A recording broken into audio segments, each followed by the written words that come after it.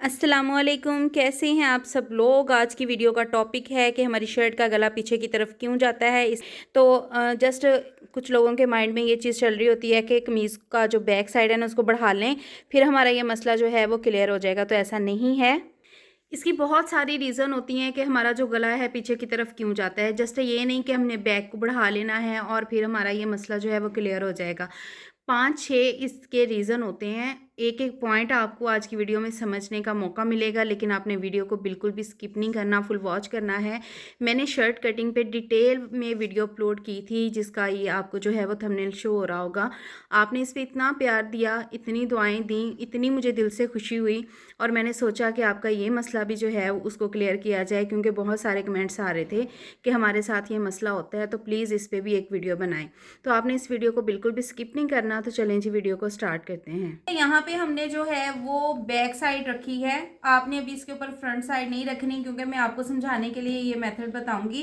ये देखें, हमारे पास जो है वो सिंगल पीस है, ये बैक साइड का है। इस तो ये हमने जो है अपनी फ्रंट से 1 इंच बढ़ा के रखना है, क्योंकि गला पीछे क्यों जाता है मेन रीज़न ये भी होता है। और इसका हल मैं आप लोगों को बता रही हूँ कि आपने शर्ट को कटिंग किस तरह से करना है। तो यहाँ पे देखें 1 इंच पे हमने मार्किंग कर लेनी है और इस निशान को हमने बिल्कुल सीधा कर लेना है।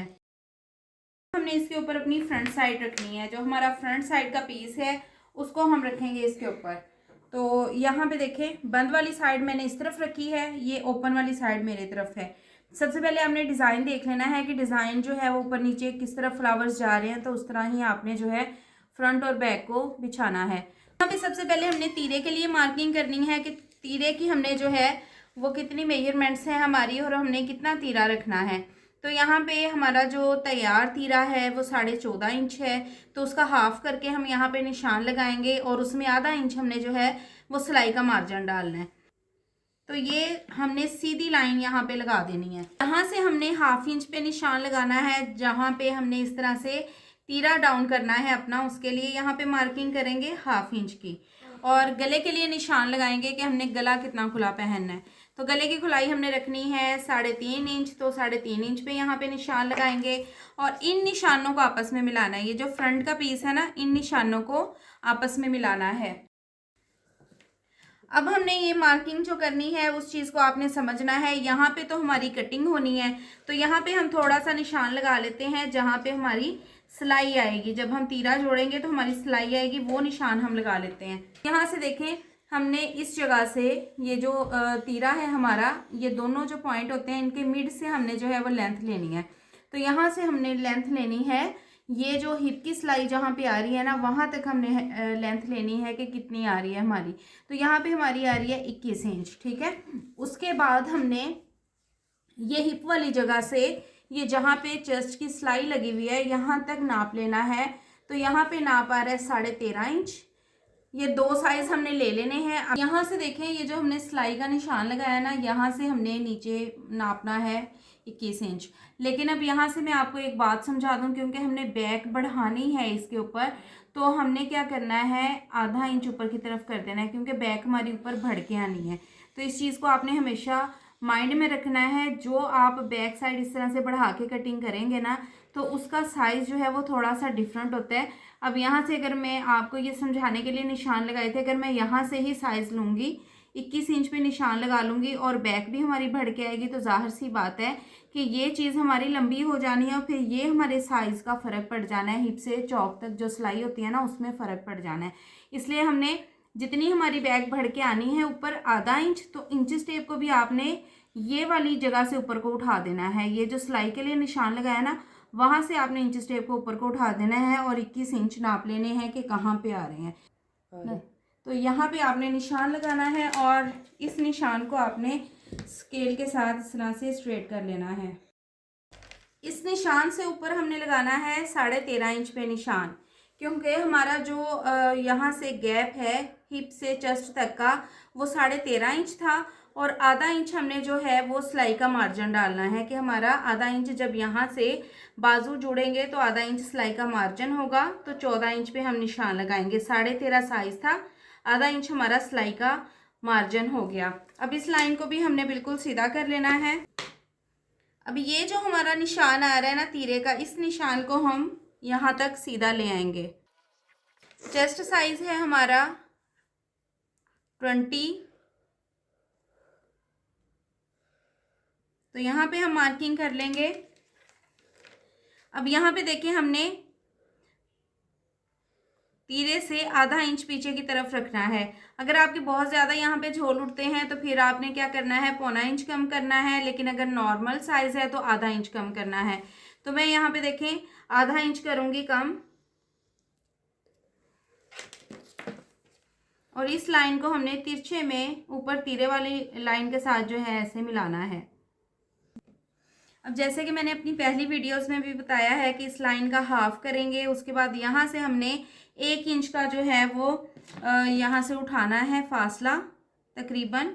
तो ये 1 इंच का हमारा फासला है। अब इन पॉइंट्स को जो है वो आपस में मिलाना है, गुलाई कर देनी है। लेकिन आपने यहाँ से गुलाई स्टार्ट नहीं करनी, यहाँ से तकरीबन आपने जो है वो 1 इंच पीछे से यहाँ से जो है वो गुलाई स्टार्ट करनी है। इस पॉइंट को इससे मिलाना है और इस तरह से ही चौक को घुमाते हुए इसको इससे मिला देना है। तो ये आपका जो फ्रंट का आर्म होल है उसकी शेप बन जाएगी बहुत अच्छी। अगर आप बिगनर्स भी हैं तो इस तरह से अगर आप शेप बनाएंगे तो बहुत अच्छी आपकी जो है वो शेप बन जाएगी।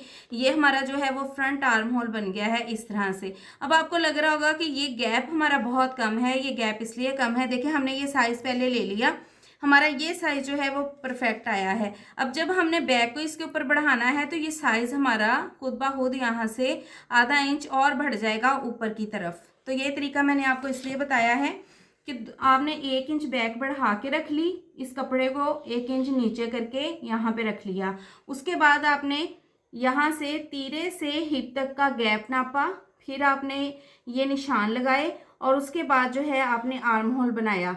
अगर आप आर्म होल पहले बना लेते तो ये फासला आपने बीच में नापना नहीं था, तो फिर आपका आर्म होल जो है वो आधा इंच बढ़ जाना था। इसलिए मैंने आपको ये तरीका बताया है कि पहले आपने ये निशान लगा लेने हैं, फिर ये लाइन जो है वो ऑटोमेटिक जितने फासले पे लगनी है वो लग जाएगी।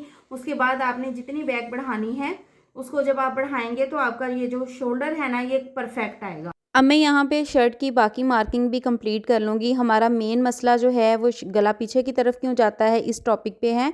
तो बाकी मार्किंग कंप्लीट करने के बाद अब इसकी कटिंग करेंगे। अब यहाँ से देखिए हमने जो है वो ये मार्जिन लाइन पे हमने कटिंग करनी है। यहाँ तक जब आपने कटिंग कर लेनी है फिर आपने ये फ्रंट का पीस उठाना है, जस्ट बैक का पीस अभी नहीं उठाना। तो ये फ्रंट के पार्ट को जो है वो आपने कटिंग करना है।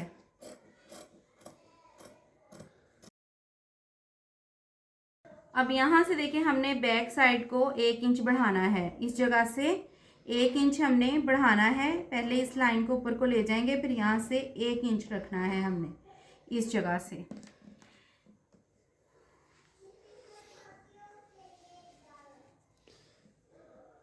क्योंकि सिलाई का दबाव जाएगा इतना तो फिर आधा इंच बढ़ के जो है वो हमारी फ्रंट जो है बैक वो फ्रंट के ऊपर आ जाएगी। तो यहाँ से भी हमने 1 इंच रख लेना है इस तरह से। अब इन निशानों को आपस में इस तरह से हमें तिरछे में मिलाना है। ये निशान जो हमने गले का लगाया था ना इसको भी ऐसे सीधा कर लें।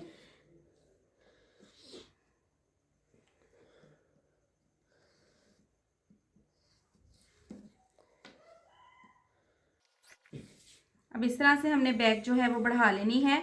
अब हमने ये बैक का आर्म होल भी बनाना है, इस चीज़ को भी आपने माइंड में रखना है। ये है हमारा मिड पॉइंट इस लाइन का। ये जो हमने लाइन लगाई थी इस लाइन को आप बिल्कुल सीधा ऊपर तक ले जाएं, ये वाली जो लाइन है। अब यहाँ से आगे आपने इस पॉइंट से आगे आपने 1.25 इंच आगे करना है। अब इस पॉइंट को इन तीनों पॉइंट्स को आपस में मिलाना है।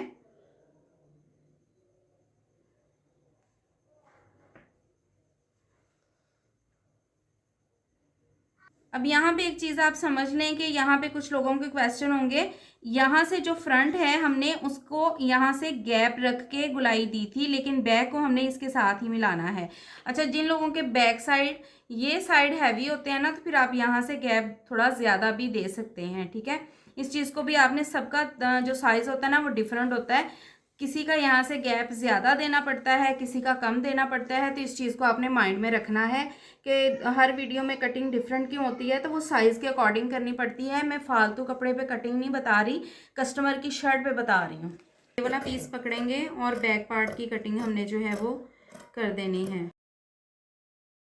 अब शर्ट की हमारी कटिंग देखें यहाँ पे हो चुकी है, ये चीज़ आप देख सकते हैं बैक की भी और फ्रंट की भी। अब मैं यहाँ पे आपके साथ क्लियर कर दूँ, इस हिस्से ने बढ़ के हमारा जो है वो फ्रंट साइड की तरफ इस तरह से आना है। जब हमारी बैक बढ़ के आएगी तो जो हमारा गला पीछे की तरफ गिरता है ना, आपका ये मसला ही ख़त्म हो जाएगा। आपकी आर्म होल की कटिंग परफेक्ट होनी चाहिए। जब ये चीज़ की आपकी फिटिंग अच्छी आएगी आपकी बॉडी पे, तो गला अपनी जगह पे फिक्स रहेगा, कभी भी पीछे की तरफ नहीं जाएगा। दूसरी बात कि आपने स्लीव्स जो हैं वो यहाँ से मिड होना चाहिए आपका, और स्लीव्स का भी मिड इस जगह पे अटैच होना चाहिए। फिर आप जब इसको आर्म होल को स्टिच करेंगे, बाजू लगाएंगे शर्ट के साथ, तो कभी भी आपका गला पीछे की तरफ नहीं जाएगा। दूसरी बात मैं आपको यहाँ पे बता दूँ, इस तरह से आपने इसको पकड़ के यहाँ पे हल्का सा जो है वो कट लगा लेना है यहाँ पे, क्योंकि ये मिड पॉइंट आ रहा है हमारा, ये जगह जो है ये इसके ऊपर आ जाएगी तो ये मिड होगा। स्टिच करने के बाद भी आप जो है वो मिड वाले हिस्से पे निशान लगा सकते हैं। दूसरी बात, जब हम बाजू अटैच करते हैं तो ये सिलाई जब हम लगाते हैं ना, कुछ लोग गलती ये करते हैं कि बाजू की भी सिलाई इस सिलाई के साथ जोड़ देते हैं और फिर बाजू अटैच करना शुरू करते हैं। ये काम नहीं करना। आपने यहाँ से जो दरमियान आ रहा है आपका, ये वाले हिस्से से आपने बाजू लगाना है, ताकि बाजू की जो क्रीज होती है ना वो इसके साथ बैठे। और उसके बाद जो बाजू की फिटिंग की सिलाई होती है ना, वो हमारी शर्ट की फिटिंग से यहाँ पे देखें 1/2 इंच से थोड़ी सी कम बढ़ के फ्रंट की तरफ आती है।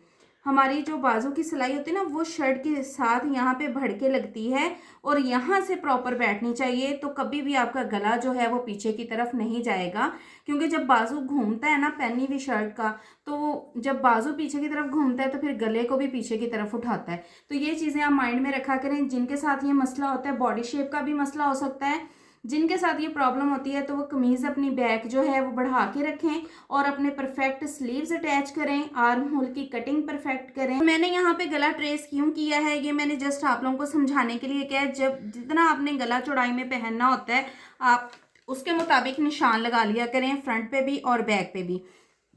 फिर उसके बाद जो है आप इस तरह से हल्का सा कट लगा लें। हल्का सा आपने लगाना है, ये नहीं कि आपने बहुत ज़्यादा इसको काट देना, हल्का सा इस तरह से कट लगा लें फ्रंट पे भी और बैक पे भी। अब जब आपने बुकरम का गला चिपका के इस पर लगाना है, तो आपका जो साइज़ है वो एक्यूरेट होना चाहिए। ये नहीं कि साइज़ बड़ा छोटा हो। ज़्यादातर मिस्टेक्स क्या होती हैं, फ्रंट का गला बन गया, जब बैक का गला भी पहले ही लोग बना लेते हैं, और जब तीरे की सिलाई लगाते हैं तो यहाँ से ये दोनों फैब्रिक आपस में मैच नहीं होते, बड़े छोटे हो रहे होते हैं। फिर लड़कियाँ क्या करती हैं, उसको तराश के, ये चीज़ बढ़ जाती है, उसको तराश के तो फिर जो है वो बराबर करके बाजू अटैच कर देती हैं।